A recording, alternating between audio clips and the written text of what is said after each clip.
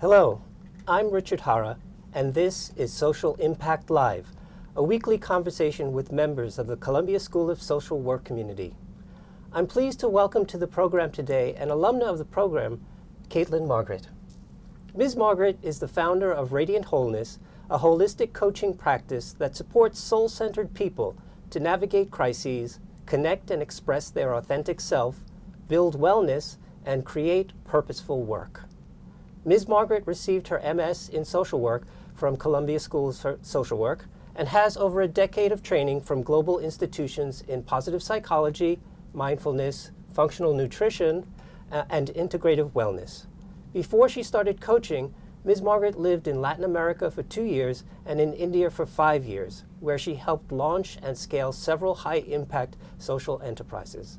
Her book, The Path to Positivity, Proven Positive Thinking Techniques for Getting Motivated and Living Your Best Life, has just been published by Rockridge Press. Ms. Margaret, welcome to Social Impact Live. Thank you so much for having me. I'm so glad to be back. Well, thank you. Yes, back to the school. Yeah. And it's a new year, and this is our inaugural program for the Spring 2020 series. So we've got a lot to talk about in terms of your book and what's in it. But I kind of feel there's a fascinating backstory to all of this. So can you tell me how you got from a degree here in social work to what you're doing now?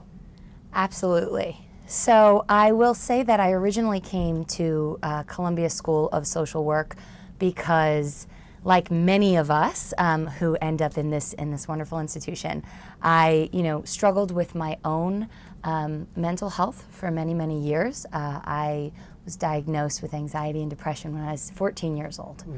And so certainly part of my journey here was to learn how to heal myself. And I also, my undergraduate degree was in international relations and development. And so I really came here to open and explore to how I could both help to learn to improve myself, my own inner world, as well as to serve the world around me. I do feel that when you struggle early on in life, you develop that compassionate bone to serve others very, very early. And so when I graduated from Columbia, after my first year here, I did the clinical internship, as most of us do. And I was completely burned out. I was exhausted, and I promised myself I would never do another day of clinical practice in my life. And I said, other people are strong enough for that, I am not. Let me focus on social enterprise. Okay. And so I was deeply, deeply interested in how to really lift people out of poverty by creating business models that serve them. And so once I graduated from Columbia, I got a fellowship to move over to India for a 1-year project in social enterprise. We were starting a small project, and it was to serve people in rural and marginalized areas with a technology that could give them information, access to information that they wouldn't have that was livelihood dependent. And fortunately, that business took off. And so I ended up being in India for 6 years, growing and scaling that business. However, my mental health, while I was creating this incredible impact, we reached 5 million people with the work that we were doing, my mental health was suffering tremendously still. I had learned some things here about cognitive behavioral therapy, which were helpful. But I hadn't quite made it over the hump in terms of really feeling positive and resilient. And in a country like India, which is so beautiful and so amazing, but really struggles with a lot of social development indicators that social workers are looking at, having to come face to face with those levels of poverty, gender violence, and other issues every day, were taking an even greater toll. And by the end of my first year in India, I had a black lung, my hair was falling out, and I was saying, okay, well, I can't continue to serve others until I figure out how to heal myself. So I became really devoted to learning about the Indian wellness and spiritual traditions and all they had to offer in terms of how to really work with my mind and my body. So I got into something called Ayurveda, which is really around how nutrition impacts our wellness, learning about yoga, learning about various different kinds of traditions over there, how our breath impacts our well-being. And of course, the studies of mindfulness, which that tradition definitely comes from yogic traditions. And so through all of that, I really, for the first time in my life, learned how to improve my mental health and change my mental health, and working with my mind-body connection in doing that. And so I became more positive and resilient. I was able to stay on course with my business, stay positive in my business, fight all of the corruption and the poverty and everything that I would see and experience every day with optimism and resilience, and stay positive in the inside. And I also complemented that with studies from Stanford University in positive psychology, which is the scientific Western-based approach to working with training your brain to be more resilient and positive. And so after 6 wonderful years in India and that business was thriving, I decided to come back to New York where my family is. And I thought about, how I can greatest be of service here. And, there's so many wonderful social work traditions, but I really realized that I had hit this meaningful sweet spot where I understood not only how to work with my own mind and body, but also how that interplays with the work that I do, with the way that I show up in my relationships, and really how our outer lives influence our inner lives and vice versa. So I decided to start a coaching practice. That's why I call it a holistic coaching practice that really brings all of that together, that works on things like personal fulfillment, fantastic relationships, as well as understanding that all of that starts from within, from the way that we're working with our thoughts and emotions. Interesting. I appreciate how you're able to share your own personal story, both here now and also in the book, to kind of prepare the reader and our viewers for the suggestions that you have for going down a path to positivity. It's interesting also, you started in more of a social enterprise mode and then kind of worked more towards the clinical practice and so on. I think that's true for social work in general, that we're always kind of moving between the different domains, et cetera, of our practice and leveraging the best that we can out of each. So I'm not sure what skill set you brought from being a social entrepreneur to being a life coach, but so what does that practice look like now?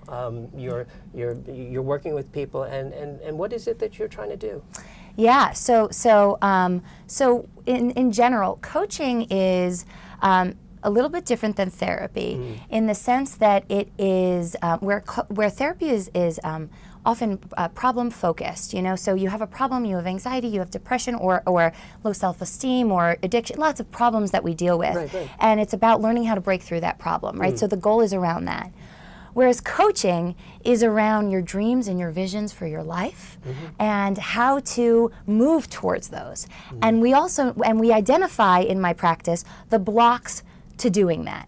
So if you want to create a more meaningful career, if you want to be able to improve your relationship, if you want to be able to start a business and all of the fragility that comes with that, there's mental and emotional blocks that will cause you to not take the actions you know you need to take. And so my work is really around helping people reach those goals, but through preparing them with the inner work. And so that's organizing their thoughts, organizing their emotions, organizing their lifestyle with the habits and the nutrition that's going to support them to take those actions and create those actual physical changes in their lives. Okay, well, before I ask you about those specific actions and steps, I just want to remind our viewers that we'll have a Q&A period for the last 10 minutes of the program. So if you've got a question, please write it in now into the chat box. Also, if you're not aware of it already, Ms. Margaret is generous in providing Chapter 1 to everybody who's watching the program, so you can check the website for that. And as a special giveaway. We have a copy of her book that we're going to give to a lucky winner. There's going to be a quiz, so pay attention. We'll ask you a question, and the first person to answer correctly will win a free copy of Ms. Margaret's book. So we'll be doing that. But talking about the book, so what are these steps? I mean, how do I get on that path to positivity? Yes, the copy Quick there. promo. I'll tell you what the path to positivity is, broadly speaking. Yeah. Please feel free to interrupt as I go through the Well, steps. I'm going to interrupt now Yes. because, we live in this current climate of negativity, right? And yes. It just seems so hard, to sort of orient ourselves in a positive direction when all we're hearing is, what's wrong with literally the world, climate change, and let alone, trying to work on ourselves. So, so absolutely. help me with this. I will, definitely, and thank you for saying that. And so what I want to start out with, I am going to talk about the individual journey, but I want to say two things off the bat is that, number one is that the individual journey to positivity, I feel that the individual is reflective of the whole, and the whole is reflective of the individual. So how we do this on an individual level is also how we do this on a collective level. And I do feel that as we work on ourselves to maintain positivity, optimism, and resilience and hopefulness, we are also able to stay loyal to our mission and to the vision that we have for creating a more hopeful and better world. And so, but I will ground in the individual journey. Okay. And so, as you said, right, you're right. The negativity bias, as it's called, is real. Now, if you don't know what the negativity bias is, I'll give you an example. If you if you're going out with somebody, if you're married to someone and you have 5 interactions with them in a day, and 3 of them are very positive, and 1 of them is neutral, and 1 of them is negative, you get in a conflict. When you're laying in bed at night, which one of those 5 instances are you going to be thinking about? The negative one. The negative exactly. one, right? And so similarly, there are all of these positive things happening in the world. And yet we are focusing and thinking only about the negative. And that is not our fault. That is a survival instinct of our brain. I was going to say, Yes. if I focus on the negative, then I know what I need to do better next time, right? Yes. Isn't that self-improvement? Yes, it is. And so, however, what happens when we only focus on the negative is that, number one, we're actually losing perspective, just in the sense that you don't even pay attention to those 4 other things that happened in your day. So you're not even really being objective in your perspective, because you're so focused on the negative. And number 2 is that when we are, as we know from cognitive behavioral therapy, negative thinking cultivates negative emotions. And when we are consumed in negative emotions such as fear, hopelessness, anger, our parasympathetic nervous system, which is our rest and digest nervous system, gets kind of switched off, and instead our fight or flight nervous system gets triggered. Now, what happens in our brain when our fight or flight nervous system gets triggered is that we lose access, literally. Blood isn't really flowing to your prefrontal cortex, which is the area of your brain that is in control of compassion, rational decision making, creativity, problem solving. So all of the skills, wonderful skills that you actually need to leverage in order to be able to do personal development, to solve problems in ways that are really constructive and thoughtful, are only available to you when you are practicing positivity. Okay. And so you absolutely must acknowledge your fears, acknowledge what you're scared of, acknowledge your rage, acknowledge your sadness, your despair, your anxiety. But you must also acknowledge that at the same time there is love, there is joy, there is hopefulness, there is optimism, there are good things happening on an individual level and on the larger consciousness.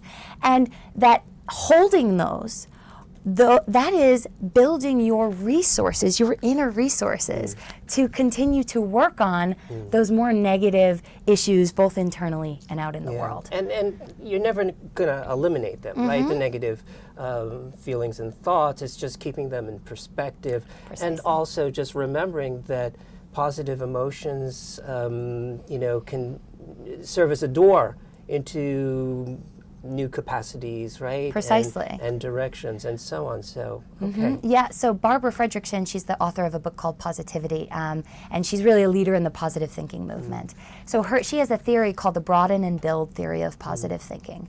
And what that means is that positivity broadens our perspective, and we know that. There's tremendous amounts of research that shows that, you know, when you are in a more positive, confident, joyful place, you are able to better see a situation objectively and solve it, right? So it broadens your perspective, but also it builds your resources. So when I feel positive, right, like if you and I are having this great conversation, this is a positive experience, right? When I really relish this experience and soak it in for all it is, right, here I am building a relationship with you. Here I am creating a positive memory. Now, in the future, I have not just broadened my perspective in this moment, but I have built two resources, a friendship and a positive memory that I can leverage as I go about solving problems, serving people, and helping myself. So positivity really helps us broaden and build so that we stay strong in aligning and fighting for our values. Okay, so, all right, I'm sold. Yes. All right, I want to walk through that door, you Yeah, know, and see great. the future Fantastic. and grab it, you know. But first, how do I get through that door? And B, what am I going to do when you're not there?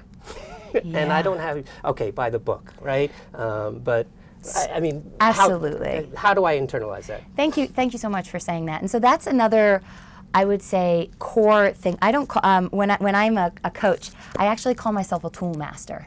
And because my work is around providing you tools so that you can get the answers to the questions yourself, not so that I can give you the advice or the answer. Okay.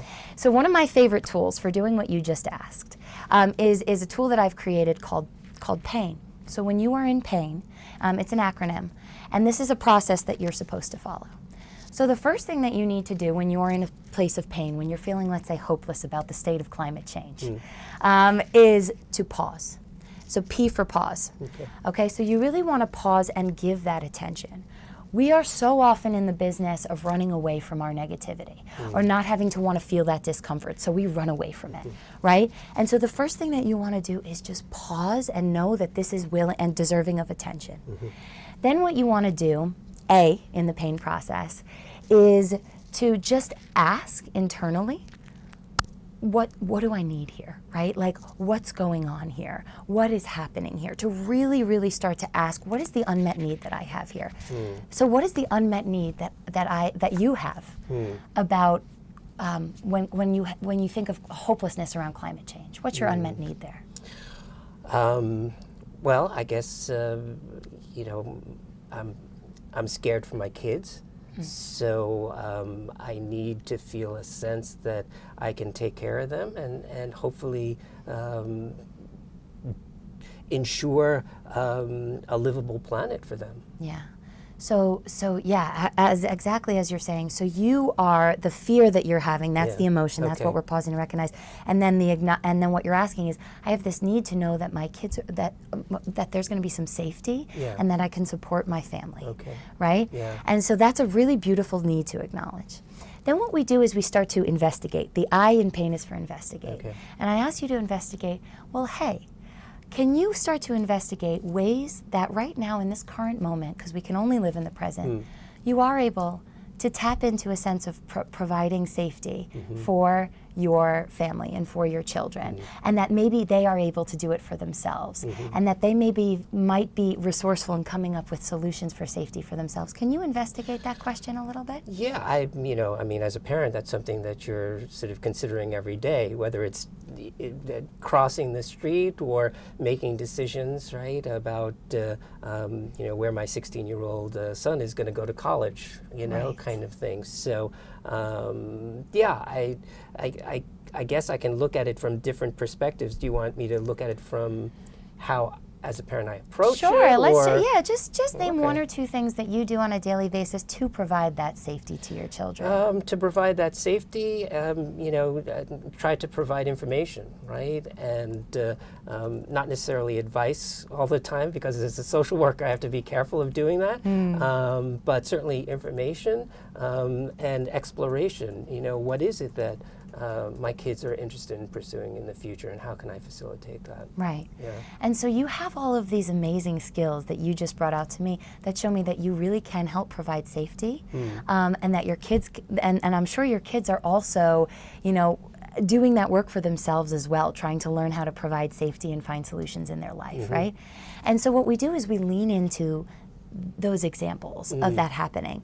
And then the N in pain is to nurture and to nourish. And so to say, hey, look, I don't know what's going to happen in the future, but I do know deeply right now that I have these experiences of providing safety and comfort to my kids. I have these experiences of finding solutions and as a country and a world, we've found these experiences of finding solutions to big problems that we've dealt with, big diseases that we've had to solve.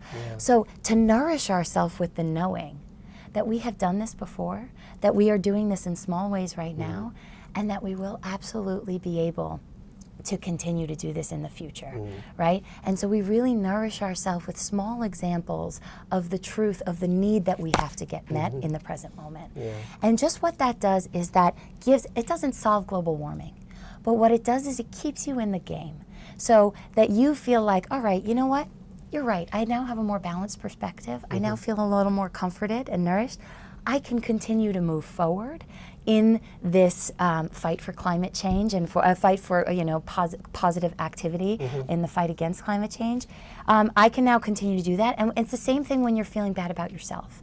I don't feel confident. I know I'm going to mess up when I'm trying to to talk in a public speaking setting, right? Okay, well, can you think of times that you have been confident? Can you think about times that you actually have really been able to just speak your truth? When has that been? Remember those, nourish yourself with those, and then take the first step. Okay. So along the lines of the strength-based perspective in social work, practice and sort of looking at our abilities and capacities and reinforcing and celebrating them, right, as people. So thank you for that, and some of the practical tools you just walked me through to sort of shift the focus from negative to a more positive direction. Yeah, and so what I actually think, and so in the working in your thoughts piece of it, that's really when you're consumed in negativity, that's the first part, is to just pause and really nurse yourself through that. And then there's a second part, which is to actually nourish and create positivity. And we do that through something called neuroplasticity. So neuroplasticity is really the science of creating and cultivating new connections in our brain so we can learn to develop new automatic ways of thinking. So your current default might be, oh my God, climate change. Every time you see something related to, that might be your automatic thought, right? Now, we might want to say, well, that's not necessarily supportive of you feeling good and making change. So what's a new thought that we might want to cultivate? And we might say, okay, well, we want to think, hey, this is a major challenge in our world, but we have solved major challenges before and we shall solve this one too. And so how do you start to cultivate that as a new thinking? There's a technique I have called the face it, feed it, feel it technique. And so as I told you, I do a lot of mind-body work. So face it is, again, just to say, hey, let's face it. Let's write down all the evidence that currently exists that we are going to be able to solve this problem or break through this issue. Let's face it. Then let's feed it. So let's feed it. Let's add on to it. So if, for example, we say we got rid of this preventable disease, and stopped the spread of it. Now let's feed it. Look at all the people that had to go into that. Look at all the challenges. Look at how no nations agreed at how to do that, and yet we still did it. Wow, that's amazing, right? So you're really feeding that. And then feeling it is to really let that be an embodied experience. Feel the joy in your heart of knowing how much we can solve problems, of seeing all the social workers out there dedicated to the work that we're doing. Feel that joy in your body. And as you practice it and practice it and practice that and practice those new connections, every time you think of global warming, you practice those activities, very soon you will have a new default way of seeing and perceiving and experiencing and relating to climate change. Well, now I'm thinking that we need to program that from the outset, right? Rather than sort of thinking of it as a fix later on. This is where we should be starting from, Absolutely. right? Absolutely. So yeah, let me, we are really going through this program. Oh my goodness. Quickly, so we'd like to see if we could ask that question again for the special bonus right now. And again, the first person to answer correctly gets a free copy of The Path to Positivity. So go ahead. Absolutely. So I mentioned just now that there is the name of the science of how we go about creating changes in our thoughts and in our minds by hardwiring new connections. What is the name of that science? Okay, so if you know the answer, write it in, and towards the end of the program, we'll announce our lucky winners. So I'm going to just turn to some questions now from the audience. First one. So if the 24/7 news cycle is focused on all the horrific things happening in the world, to remain positive, we'd have to tune much of this out. But then how can we be responsible world citizens? Thank you for that question. That's such a good question. And so here's what I'd like to say. One of the things that I talk about in the book is taking the attitude of radical responsibility. And when I say radical responsibility, I say you have to focus on what you can control in a situation and take radical responsibility for controlling those aspects. So I cannot control the temperature of the planet at this moment in time. I cannot. However, I can absolutely control my thoughts, how I choose to think about it, how I choose to nurture my brain over time, and the actions I take every single day. That is in my control. I can also control the news that I choose to watch. And so I know that for me personally, the way I handle this is that I watch enough news that I am educated about the topic. And then I watch an equal amount of news about the solutions, what people are doing to make changes, the role that I can take, and so that I feel positive, optimistic, energized, confident that I'm not alone in this struggle. And so I take control of what I can control, which is my attention, which is my awareness, which is my actions, my behaviors, my thoughts, my feelings, and I control that part of it. But that doesn't mean I don't get educated. I just educate myself to the point where it's helpful, and then I stop and I pause and I focus on all of the things that's actually gonna empower me to take action and keep my head in the game rather than resign. Okay. Again, it sounds like a wonderful approach, but so often, like New Year's resolutions, right? We have great intentions, and then somehow it all goes south, right? And not to focus on the negative and the barriers and the issues that do come up, but I mean, how do we prepare for those kinds of contingencies to keep us on that path? Thank you so much for bringing that up. And I want to say that I'm so glad we're talking about the negative, because I think in the world of positive thinking, there is a lot of kind of Pollyanna, just don't look at the bad and it will go away eventually. And that's not real. I know, as somebody who struggled with deep-seated mental health issues for many, many years, I know that's not how we get rid of our pain or our societal pain. And so thank you for bringing these up. And so what I say to this is two things. Number one is that it's very important. Chapter 4 in this book is all about how to take action. And so how to really set up accountability systems for yourself so that you actually will take action on your goals. So I have a positive thinking practice, and it's something I do in the first 15 minutes of my day in order to say, hey, first of all, what am I struggling with? What's real? What's here? What's the fear? What's the negativity? And then I do the tools in the book, and I do that as the first thing in my day, right? So, and I have that as a systematic checks and balances. I also know, and I go into the book, the factors that are going to hold me accountable. So for some people, that's having a social group doing it with you. For other people, it's things like just certain achievement. People love checking things off their to-do list. We're all motivated by different things. So understanding what motivates you to stay in the actions that you want to be taking, and also to have a schedule and a set of goals where you do this mindset work, this mindset practice, so that it's not an afterthought, that it's actually something you're, as you said, proactively cultivating through set-aside time. And so anything that you want to build a relationship to, right? If I wanted to create more of a relationship with you, I'd have to hang out with you often, right? And so similarly, if you want to create a more positive relationship with your mind, you got to make the time to you got to cut out the time to spend time there. So that's the first thing. The second thing that I want to say is the number one reason that we stop making the changes or stop committing to the positivity that can support us so much in our life is because anything that's new feels uncomfortable. And when we when we feel uncomfortable in our bodies, naturally we are wired for homeostasis and we want to go back to comfort as soon as possible. So know that positive thinking, know that optimism, know that focusing on the bright side, know that staying, going out of your comfort zone and being willing to be the one who says, I think we're going to solve climate change, it's going to make you extremely uncomfortable. And have the tools to recognize that this is not a sign that I'm doing something wrong, this is a sign that I am doing something right. Because positive change takes discomfort. So have the tools to work with your body and work with your mind so that you can weather that discomfort. One of the first things I do in my programs, one of my programs in the month of January, is we go swimming in the Atlantic Ocean. Why? Because that's uncomfortable.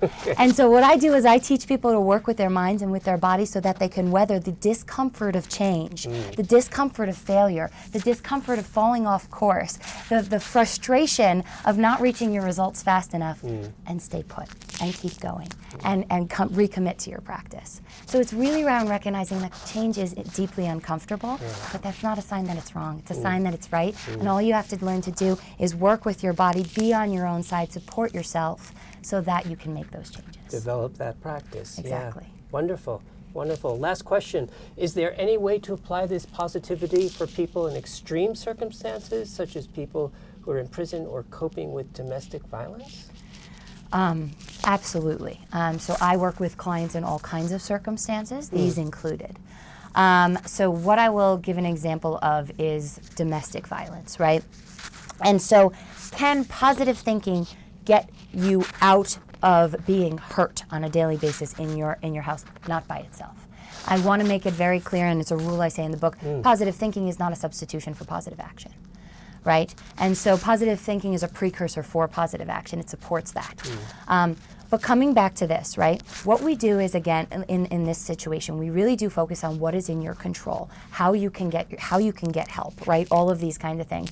And if leaving that circumstance is within your control, absolutely, it is important to take that action, right? Now, what's going to come up? The thoughts that, am I worthy? Am I going to be safe? What happens if I leave? How am I going to deal with this?